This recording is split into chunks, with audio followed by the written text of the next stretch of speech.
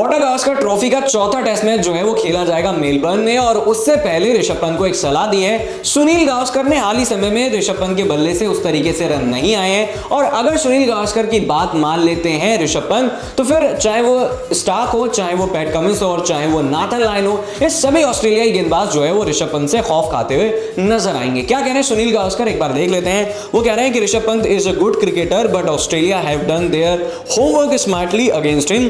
They are bringing the ball in and bowling at a particular length that is leading to the edge of his bat। तो चलिए देख लेते हैं कि spin versus pace में कितना जो है वो फंसे हैं ऋषभ पंत। वर्सेस पेस अगर हम स्टार्ट देखें तो 4 बार आउट हुए हैं सीरीज में और वर्सेस स्पिन जो है वो सिर्फ 1 बार आउट हुए हैं। तो सुनील गावस्कर जो कह रहे हैं वो बिल्कुल यहां पर जो है वो सही साबित होता हुआ नजर आ रहा है। इसके बाद वो कह रहे हैं कि if Pant can spend some time in the middle and then he goes for his stroke that would be good for him.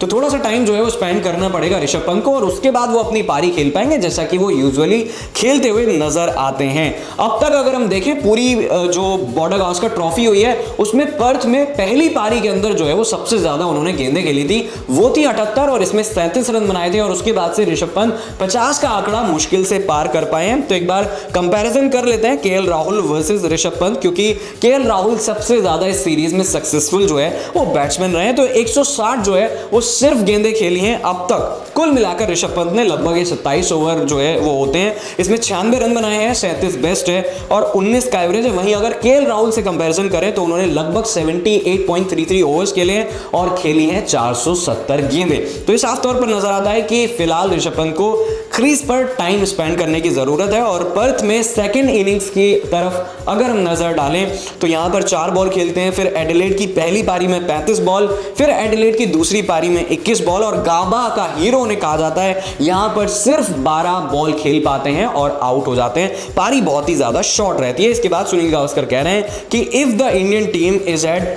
500 for 3 in a match he can tong the ball without thinking about everything else। तो सुनील गावस्कर की इस बात का जो है वो Matthew Hayden support करते हुए नजर आ रहे हैं। कह रहे हैं कि आपको गेंदबाजों को, नई बॉल को और अपने कुछ टाइम को रेस्पेक्ट देनी पड़ेगी और उसके बाद जो है वो आप जैसा खेलते हैं वैसा खेल सकते हैं। वैसे ऋषभ पंत जो है वो ऑस्ट्रेलिया में इतना ज्यादा सक्सेसफुल क्यों रहे हैं, क्यों खौफ खाती है ऑस्ट्रेलियन टीम, ये भी देख लेते हैं। 10 मैच अब तक खेले हैं जिसमें 17 इनिंग्स खेले हैं, 720 रन बनाए हैं। यहां पर 159 नॉट आउट जो है उनका बेस्ट है, 48 का एवरेज है और 1 बार सेंचुरी लगा चुके हैं। तो स्टैट बताते हैं कि ऑस्ट्रेलिया को कितना ज्यादा परेशान करा है ऋषभ पंत ने, जैसा वीवीएस लक्ष्मण और राहुल द्रविड़ पहले करते हुए नजर आते थे। और पिछले अगर हम 2 टूर देखें तो 2020-21 में जो है ऋषभ पंत तीसरा हाईएस्ट रन स्कोरर रहते हैं, 3 मैच में 274 रन बनाते हैं। और फिर 2020-21 की बात करी जाए तो यहां पर सेकंड हाईएस्ट रन गेटर रहते हैं, 4 मैच में बनाते हैं 350 रन। वैसे ऋषभ पंत जब ऑस्ट्रेलिया जाते हैं बॉर्डर गावस्कर ट्रॉफी खेलने, उससे पहले बहुत ज्यादा ऋषभ पंत की तारीफ होती है, तारीफ मैथ्यू हेडन करते हैं और मिचेल मार्श तो ये भी कह देते हैं कि काश ऋषभ पंत हमारी टीम में होते तो हमारे लिए बहुत अच्छा होता।